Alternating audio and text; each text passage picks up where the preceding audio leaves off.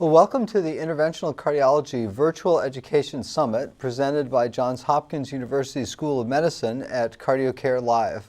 My name is Dr. Chris Cannon, and you're tuned into a live session called Aortic Stenosis, a focus on TAVI, or TAVR. And I'm joined by two experts in the field, Drs. Jeff Moses here in Boston and Dr. Papa is here in Boston, and Dr. Jeff Moses at Columbia in New York. Delight to have two colleagues that we will be discussing one of the hottest areas, I think, in cardiology now. Dr. Popma is the Director of Innovations in Interventional Cardiology and a senior attending physician at the Beth Israel Deaconess Medical Center here in Boston. He's an associate professor of medicine, although professor, right? Professor now. Full professor, okay, of medicine at Harvard Medical School. And Dr. Moses is the director at the Cardiovascular Interventional Cardiac Cath Lab at Columbia University Medical Center, my alma mater, and also a professor of medicine at Columbia University College of Physicians and Surgeons. Now, before we get started, I'd like to remind you that we'll be taking questions throughout the program, and so you can type them into the box. And so you can send these questions in, and we'll try and intersperse them during the program to make this interactive and address questions that you'll have. And so with that, I'll begin, and we'll turn it over to Jeff Moses in New York to set the stage for TAVR and how this has become really one of the biggest areas in interventional cardiology. Jeff? Hi. Good afternoon. It's great to be here. I'm just going to sort of give you a 10,000-foot view of the state of transcatheter aortic valve implantation, and also just review some of the really key data points involving the two major valves. As we know, this technology has really exploded. There are two major valves in use. One is, of course, the Edwards balloon expandable, and the other is the self-expanding Medtronic core valve. There have been over 50,000 implants worldwide, over 600 centers, so this is hardly a new therapy.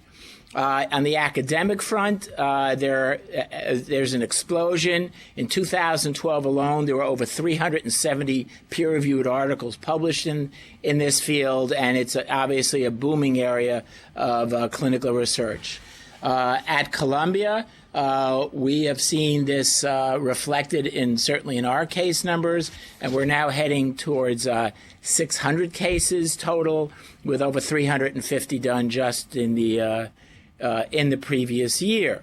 And in Europe, where, of course, the device has been embedded and approved for many more years, by the latest surveys, almost 25% of all aortic valve replacements in the 11 European Union countries performing this procedure are actually with transcatheter procedures.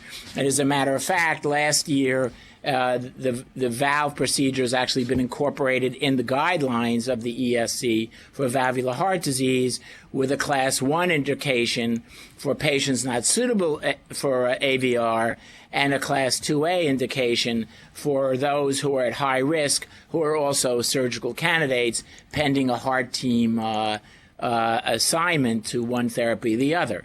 Now, when we look at the spectrum of aortic stenosis patients, of course, and this is, we're learning about this, we remember that we found that 1/3 of patients who were eligible for valve replacement because of severe symptomatic aortic stenosis in multiple surveys were not receiving it. Now, some of them were just simply too sick with too many comorbidities, and we call these cohort C patients who are really too sick for any therapy where it's futile.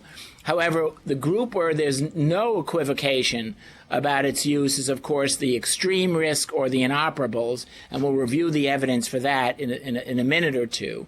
Then, of course, we have the high-risk patients who really constitute the top 10% of the risk stratum of patients currently going aortic valve replacement, and that was the so-called Partner 1A group. And then, of course, there are the low-risk patients, which constitute really 2/3 of the patients who are even today and for the foreseeable future, strictly surgical candidates. In the middle, about 25% of the patients we call intermediate risk, and we believe there's equipoise in that group. And currently, those patients are undergoing randomized clinical trials, which we'll touch upon as well. Now, in terms of the evidence on which these current recommendations are made for the use of this technology, they stem from several areas. The best data, I think, are from the randomized trials and well-characterized registry. I'd just like to review what we found with the partner trial. These have been four publications in the New England Journal, really reviewing the partner data with 1 or 2 year outcomes. If you remember, the partner trial were really two trials. One was the so-called inoperable group that constituted 368 patients who were either assigned to medical therapy or to the transcatheter valve implantation. What we found with that cohort of patients is that in 1 year there was a remarkable 20% absolute reduction in mortality, and that extended out to a 24% reduction at 2 years from 68% to 43%. And I think this is quite important because these were very sick patients, and there was always concern that their ancillary comorbidities would really overwhelm the effect of the valve disease, even if you fixed it, and this turned out not to be true. And as a matter of fact, if you look at a landmark analysis after 1 year, the mortality is cut in half in that second year from 35% to 18%. And of course, these data led to the approval of this valve in the United States. I think importantly, though, we have to realize that even within this group, there were 1/4 of these patients with an STS above 15 who really gained no benefit from this treatment. And I think this would put those patients in what I would call the futile category. But of the group that we did randomize, fully 3/4 of them with STSs below 15 certainly had a remarkable reduction in mortality of more than 50%. The second arm of the trial, of course, was the so-called 1A, and these were high-risk patients with high STS scores who were randomized to conventional aortic valve replacement and, of course, the transcatheter valve. And what we found at 1 year is that the mortality rates were 26% with surgery and 24% with the percutaneous valve. And very encouragingly, now that we have extended data as far out as 3 years, the mortality curves actually are superimposable. I think a remarkable finding, however, in this study is that, at least in women, the mortality actually seems to be lower with the transcutaneous valve than the surgical replacement. So this seems to be a particularly good therapy for women, and this has been verified in several other data sets. Now, in addition to that, of course, we have the advanced registry for the core valve. That is, I think, the best data available currently. And that is over approximately 1,000 patients from 44 European centers with very good history of over 40 cases. And they had about a 4% acute mortality and an 88% survival at 1 year. So this is comparable to what we've seen in terms of with the Edwards valve. And of course, there are the randomized trial in the United States with the core valve that Jeff Potma is the PI, which is finished enrolling, and hopefully sometime later this year we'll see how these results emerge pending for approval in the United States. I think what we've seen, though, however, is that when we look at multivariate analysis and we look at survival, we know that patients class 2 or class 3 patients with very high Euro scores, and also those patients with residual aortic regurgitation, moderate or above, seem to be at high risk for mortality with this therapy. And what the next phase, of course, is for us to really drill down on those patients who are at the highest risk for this procedure and who may benefit for surgery. But I think that will also be contingent on dealing with some of the complications of this therapy, which I think Jeff will discuss with us in terms of how we will improve this therapy in the future. Well, Jeff, thank you for giving a terrific overview of the state of the art currently. We've had a few questions come in. One, I should note that live the slides aren't showing, but they'll be present in the on-demand version. For Jeff Moses's part, we'll have slides coming shortly. But a question came through. Samir Saha asked whether you had any thoughts on why this worked in women. Is there a differential of some of the complications being fewer, which is not a typical thing in women, or they had different baseline risk score that made them more apt to benefit? No, I think, well, actually, ironically, I mean, the complications in terms of those that drive some of the adverse outcomes, which I think Jeff will talk about, in terms of vascular complications and bleeding, are actually higher in women. But it might be that these women are specifically, frailer, and, there are a lot of these very frail little old ladies, and the men tend to be a little more robust, and they just may be more survivable with the surgery than the women. But I think the paradox of the higher vascular complications and the lower mortality is very intriguing. So Jeff, that was a brilliant presentation. I have a practical question for you, and I know you guys have, as you've said, such an extensive experience. One of the challenges that I still have in evaluating patients is figuring out who needs to be part of the multidisciplinary team to make these decisions about which cohort the patient needs to be in, right? So it's the cohort C that you identify. Those are, maybe we're going to have a better eyeball test for them as interventional cardiologists. The surgeons have had a very good eyeball for that. The high risk versus the intermediate risk is another kind of grayish zone. Do you include geriatricians and non-invasive cardiologists and surgeons and interventionalists in this process? Maybe you could speak to how it works at Columbia for presenting these cases. Well, I think obviously the surgical collaboration is key for a variety of reasons. Most importantly, the therapy should not be dictated by who sees the patient first, whether it's a surgeon or an interventionalist.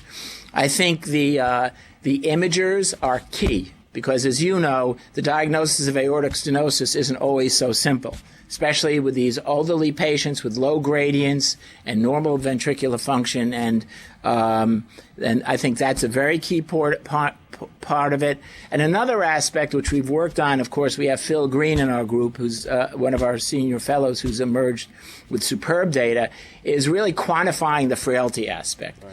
We've learned from the geriatricians and Linda Fried at Columbia and the like, the frailty score, and we're, as opposed to an eyeball, Jeff, I think we're really trying to work on getting quantitative tools to really decide who will best benefit from this, or where no therapy is appropriate, or frankly where surgery may be a more appropriate therapy. So along those lines, I mean, you've emphasized the data, and what I would take away from the soundbite of the data that you've done, really for partner B and partner A, is that the 30-day mortality rates are surprisingly good with the transcatheter valve therapy. It's really, really low. But the 1-year mortality rate is soberingly or realistically higher. And you've said comorbidities is there, but could you speak to pulmonary disease? And I know that at least in the Canadian series, that's been the number one out-of-hospital predictor for mortality. In your experience, can you give us some good guidance about what's really going to predict their 1-year survivability? Well, I think the pulmonary disease is a predominant issue. Ironically, of course, that's the main reason these people do not become surgical candidates.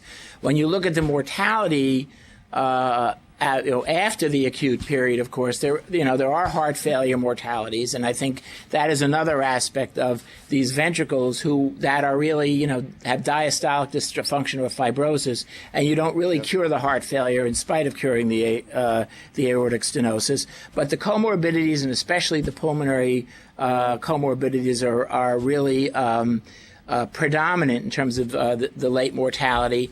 And what we find is, even though it drives a lot of mortality, the actual quality of life in the survivors is actually still improved by one or two classes.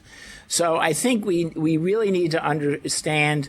I think we need to understand this better. One caveat I'll say is the pulmonary patients. I think the transapical approach, I don't think is very suitable for them as a rule, and I think that drives a lot of it.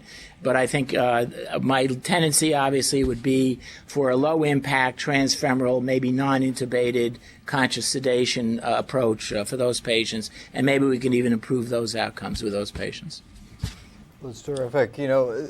It's interesting how you say who sees the patient first. It's more people like me who really don't know all these nuances. And in referring patients to the heart team, often the question is coming up more and more, when do you say no for either therapy as likely the best approach for a patient? And it's these multi-factorial comorbidities that tend to drive let's just not rush in to be super invasive. I want to get Jeff's feeling about this, because I have used balloon valvuloplasty has always gotten such a bad rap. I mean, since the 1990s, when we had outcome data say you don't live longer with balloon valvuloplasty, there's been this feeling that it doesn't do much good. I actually think it does a lot of good, for me anyway. I mean, a lot of patients who are in the cohort C symptomatically do improve.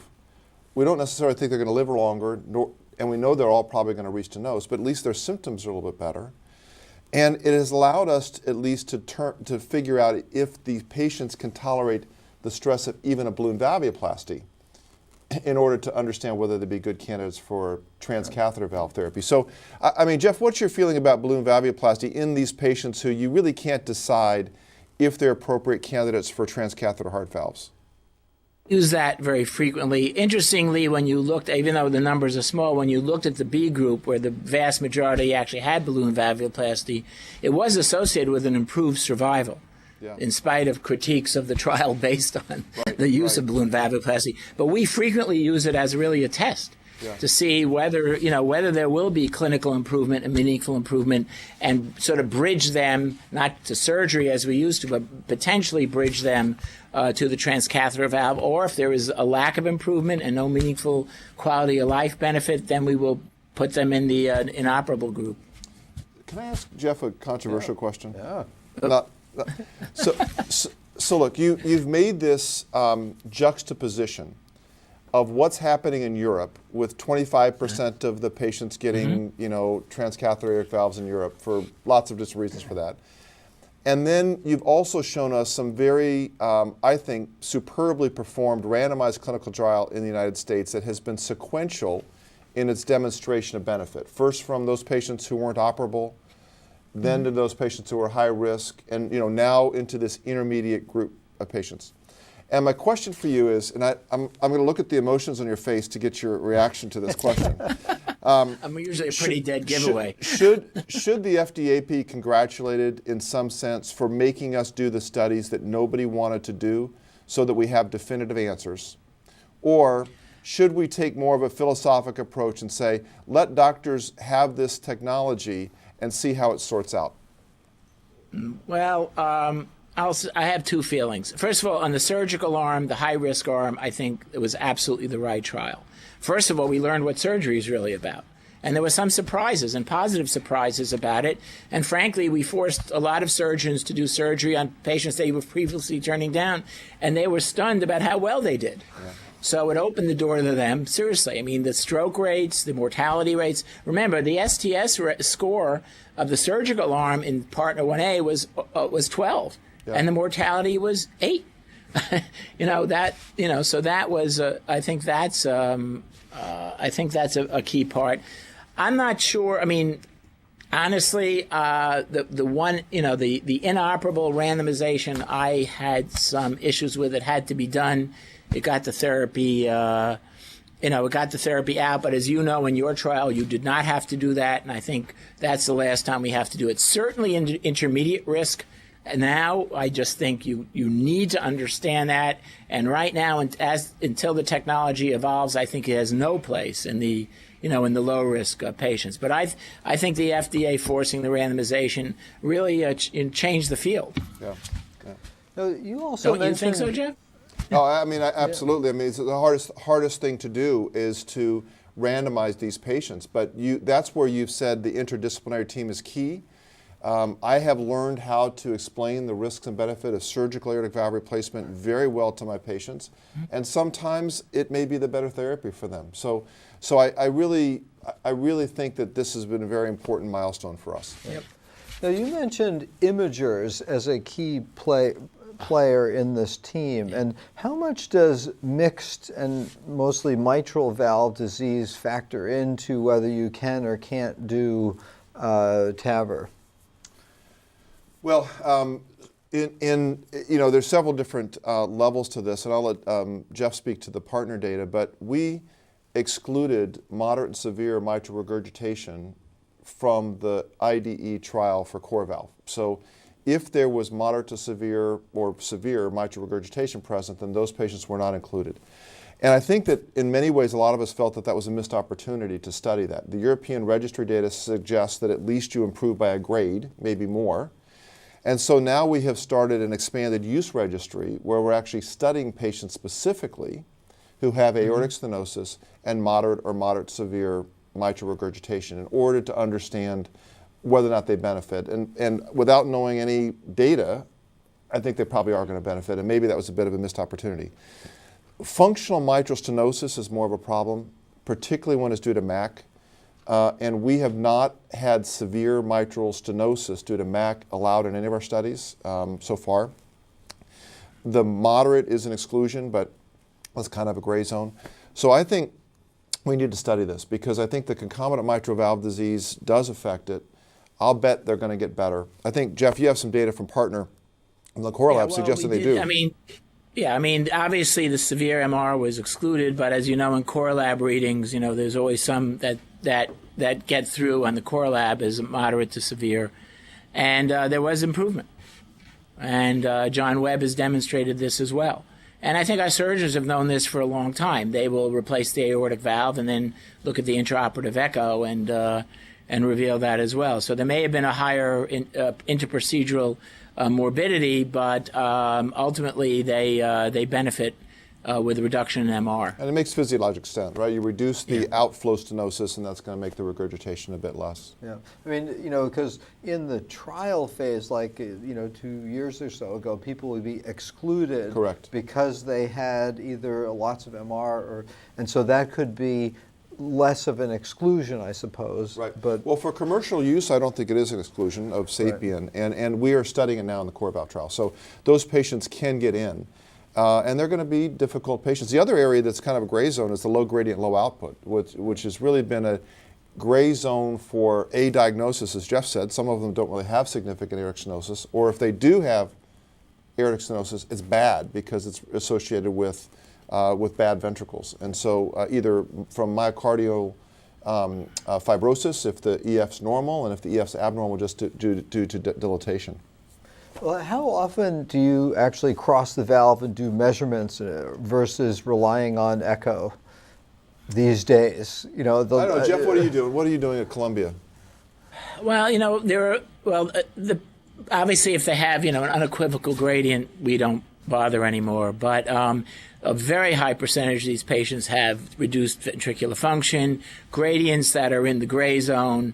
Obviously, we rely on the echo, and we try to get 4 meters per second, which is the qualifying. But sometimes you don't, and we put the hemodynamics together with the echo, and sometimes with some provocative tests. But it's not infrequent, and we do probably cross about half these valves to really delineate the severity. Well, that's good to hear. I don't know what we're doing the same. We're doing the same. I mean, but it's not that we don't I think we've understood the challenges of echo. And that's not to say that the texts aren't good, they are good. It's not to say the readers aren't right. But there's so much physiology that you get out of the hemodynamic evaluation. Right. And Howie Herman has some great data of correlations between very good echo and 3D echo and hemodynamics that I think that's very, very provocative. Yeah. All right, well, why don't we turn to Jeff, and you can go through some of the real complications that factor in all these discussions of the heart team of you want to help and do no harm, but they'll be, sorting that through. Great, and as long as Jeff doesn't go away on the other end, I may pepper him with some questions along the way as well. Hopefully you can see some of these. Pepper you? I've been peppering. So look, I want to focus on five topics very briefly, and one of the topics is more of a philosophic one, and that is that I think imaging is going to be absolutely paramount to improving the complication rates that are associated with these devices. And the aortic valve is centrally located. It's contiguous to a number of very important anatomic structure. The coronary arteries, the conduction system, the anterior leaflet of the mitral valve. And we have certainly learned about all of those because unlike a surgeon who can directly visualize the annulus, resect out the calcification, and understand that they can spare every anatomic structure by direct visualization, we don't have that opportunity. We're actually moving a very disformed and displaced valve out of the way and inserting another valve, whether it be self-expanding or balloon expandable. So we can impinge upon the coronary arteries, that's important. We can impinge upon the mitral valve, particularly the anterior leaflet of the mitral valve, and with the core valve device, and to a lesser extent other devices, we also impinge upon the membranous septum, where the conduction system lives. So imaging is going to be key for us to understand. Now, I always go into very healthy debates with Becky Hahn, who is one of the best echocardiographers on the planet. But I have really moved more towards believing that CT is the way that we can get this very fine definition. So as part of our core valve clinical trial, and I suspect increasingly with the SAPIEN use too, we're moving to CT angiography because it tells us a tremendous amount about calcification, about locations of the coronary arteries. We get very fine details about the annulus. And at the upper screen, you kind of see the aortovalvular complex and calcification within the valve. The extent and distribution of calcification, I think, is going to be very important as we talk about rupture and leaks and all those things. So this is certainly very, very important. And we have moved now to very precise sizing in what we have done with the core valve clinical study. We have 4 frame sizes that are available to us. We've used perimeter measurements to help guide exactly what size valve we take. And we actually try to aim, let me see if I can go back one for this one, previous one, and we try to aim towards having between a 10 and a 20% oversizing so that we can minimize the degree of paravalvular leak. And if we looked at anything retrospectively, we've learned that undersizing the valve predisposes to the occurrence of paravalvular leak. And so we've been very precise with this. Now, we also don't want to oversize because increased pressure on the membranous septum may also predispose to conduction system abnormalities. So I think we've just tried to optimize that. Let me just ask Jeff, what's your take now on CT for annular sizing? Well, I mean, you mentioned Becky, who's a godsend, and she's a great 3D imager. The key is 3D imaging, I think. Yep. And I think for a one-stop shop, I do think a good CT angiogram with the proper protocol can not only just give you the annular size. I happen to like the area measurements only because it's less dependent on the wiggles on the perimeter. You're absolutely right. And but it's the same concept, and we're really working 8 to 10% range. I think with the Edwards valve, but also you get the iliacs, you get whether it's a porcelain aorta. It gives you a wealth of information, the height of the coronaries. So I really like CT angiography too. And I think the other kick to this, and this is just the generic message to anybody who wants to get into the field, this respectfully can't go to the radiologist to do, and you take the report back from the radiologist. This is something that you have to have somebody, either yourself or somebody in your imaging group, that embraces this, so that one can actually really understand it yourself. We can't send this off to another external group who's not involved in the procedure. We really have to go through all these details. And I think the best example of this is really where we're using, Jeff mentioned the CT for the peripheral vessels. You kind of look at this straight off the mark and you say, well, this looks great. But the problem for this is that this would not accept a 18 French sheath, not because of the diameter, which was probably acceptable, but over the next slide here you'll see, that's showing on my screen but not this screen, that there's actually concentric calcification up where that arrow is. And that concentric calcification really precludes the advancement of these sheaths. So CT angiographies are extremely important. Now, I'm going to get technically you guys to advance the slides a little bit because they're not advancing on the screen that I'm looking at, but I can kind of speak to the next little section, which is one of the procedural complications that we have, and that's aortic regurgitation. Now, aortic regurgitation comes in a couple brands. It comes in central aortic regurgitation. It comes in paravalvular aortic regurgitation. The frequency of moderate to severe aortic regurgitation after most TAVR procedures is between 5 and 15%. I think we can probably reduce that by good techniques. But one of the things that's been most important, and I'll have Jeff comment on this, is that at least we understand that moderate to severe residual aortic regurgitation after the procedure correlates with late-term mortality. I think there's more controversy about whether mild aortic regurgitation is really important or not. In the partner study, that turned out to be significant. In the advanced study that Jeff mentioned, it was less significant. But certainly having any degree of aortic regurgitation is something we have to pay attention to. We've worked very, very hard at it. Now, I want to stop at this slide because I want to see if, Jeff, can you see this slide okay? Hopefully you can. No, no. Oh, you can't? No, I don't. Okay. So this slide, what I'm showing is a piece of calcification on a CT with a core valve in place and a cartoon diagram from the Sinning article that actually shows, in that area where there's extensive calcification, paravalvular regurgitation.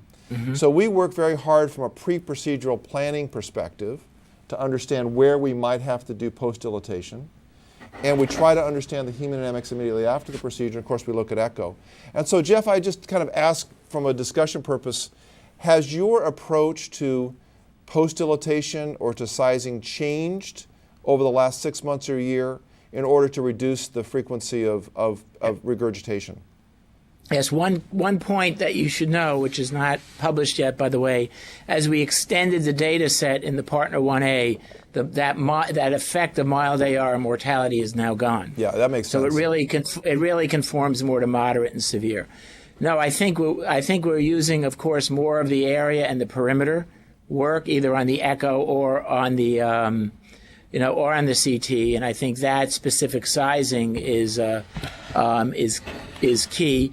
The post-dill, though, is a little bit of a quandary, because I don't think there's any question that further manipulation is associated with a higher stroke rate. Mm-hmm. I mean, we've seen that in the Vancouver registries, and we had a tendency to that, of course, even in the Columbia. So I think the answer is get the size right, the first time. But in someone like this, if you do have moderate to severe AR, and you have to expand the frame, and you do have to post-dilate, but I think we're reticent to do it for lower grades of AR now. So the next slide I have up is one that I know it's not a favorite slide for the Columbia group, but it's actually of the aortic regurgitation index. Yeah. And I'm not going to speak to the index in terms of its predictability, but I do have the two tracings, and I think there's some physiology that we do pay attention to. And that physiology is that at the end of the procedure, if the aortic diastolic pressure is very close to the left ventricular diastolic pressure, then we know we have a problem. And I think that there may be some differences between core valve and sapien in terms of the utility of this, with how much central aortic regurgitation occurs. But what do you use, Jeff, to assess the degree of aortic regurgitation at the end of this procedure? Do you just use echo? Do you use aortography, or do you use hemos?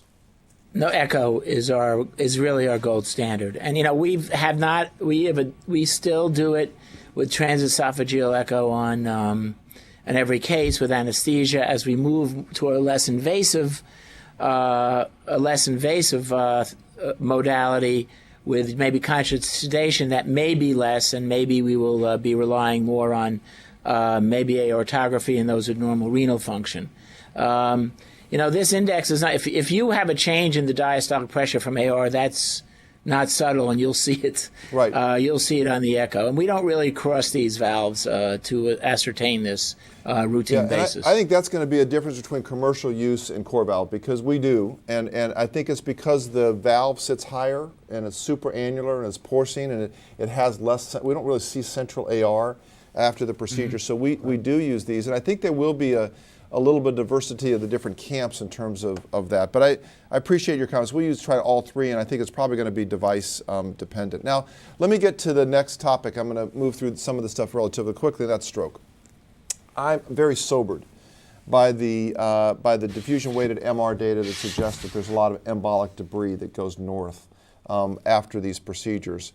Although the clinical stroke rate looks to be relatively low, we are now doing neurologic evaluations before and after by neurologists as part of most of our studies, not just by me, who has a very passing degree in neurologic examination, neurologists, to come for looking for upper modal thumbs. But it appears, I think, in general, that these rates are kind of reducing over time, probably for two reasons. One is that, at least with the newer generation devices, the French size is a little bit lower, so we're manipulating these shaggy aortas a little bit less. And I think we've been also very mindful about over-manipulation of these very degenerative valves. Jeff talked about very care with post-dilatation, but I think that's important as well. So I'm hopeful that these stroke rates will, in fact, be reduced over time.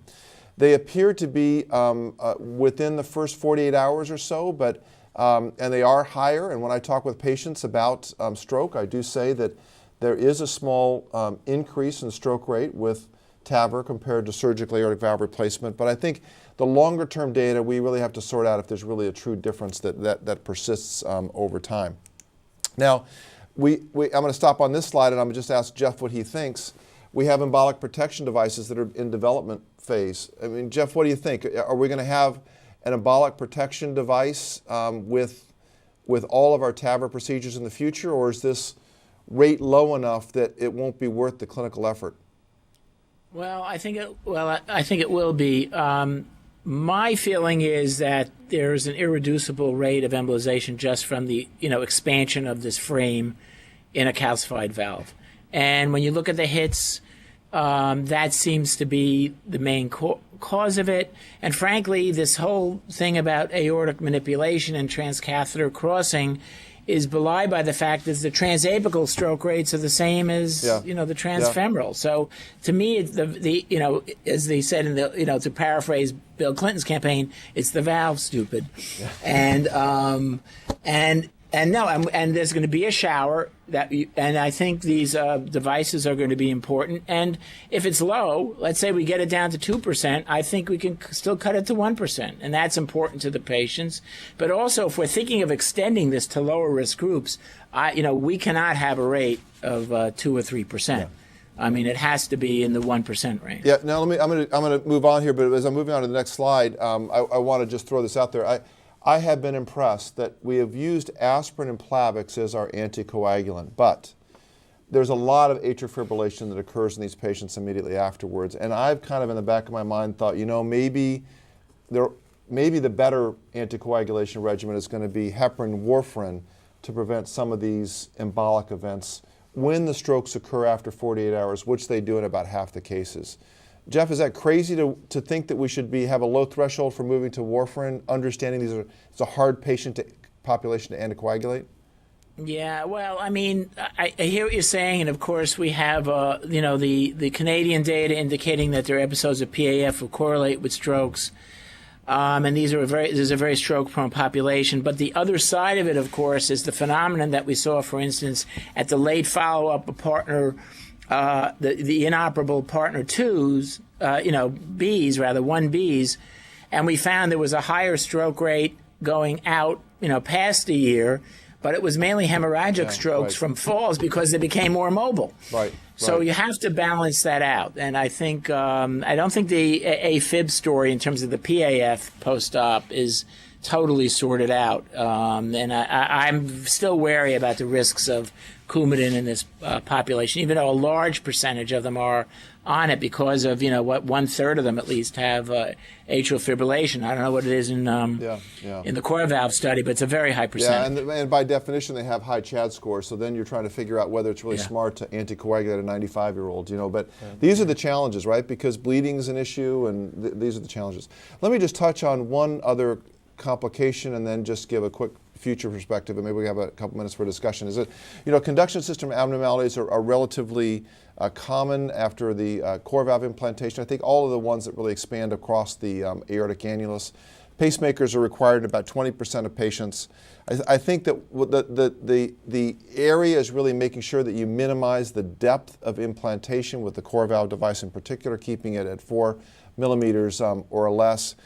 Although there was some very provocative data from the Netherlands about the long-term prognosis of a new left bundle branch block that wasn't treated with a pacemaker, we know from the advanced registry now that there really is not a long-term survival difference. Maybe we're getting smarter about the patients in whom we put pacemakers. And the second piece I think that's important information as well is that if there is a pacemaker placed, that there's no significant impact on mortality. So we're very smart. All the patients in the core valve study have pacemakers, temporary pacemakers in for 48 hours if they don't have a permanent pacemaker. We watch it, and I suspect that we'll get better with sizing and indications for pacemaker. We'll probably get that rate to about 20% or so. We'll see in the trial. So finally, I just want to close with this. I mean, we have 2 valves available for us here in the United States, one under investigation with the core valve device and one, of course, commercially approved. I think that these will ultimately be looked upon as first-generation devices because the ability to retrieve and reposition the valve is extremely important. We're going to be going into new frontiers over the next year as we talk about treating valve in valve, so degenerative surgical valves, treating with the transcatheter heart valve. We may need specifically designed transcatheter heart valves for that. We now know that Ian Meredith has presented from the REPRISE study, the self-expanding Sadra valve, which has been kind of reprised. It actually has enough external radial force that it creates a circular annulus with minimal degrees, as reported by Ian, in paravalvular leak. And we've got a couple others that are on the horizon as well, the Portico device, bovine pericardium down at the annulus, and then that's actually the direct flow device from Medtronic. I'll fix that on the slide. So the final thoughts are, TAVI is truly transformational technology. It's truly the best for patients who are not ideal candidates for surgery. Jeff's gone through the risk pools.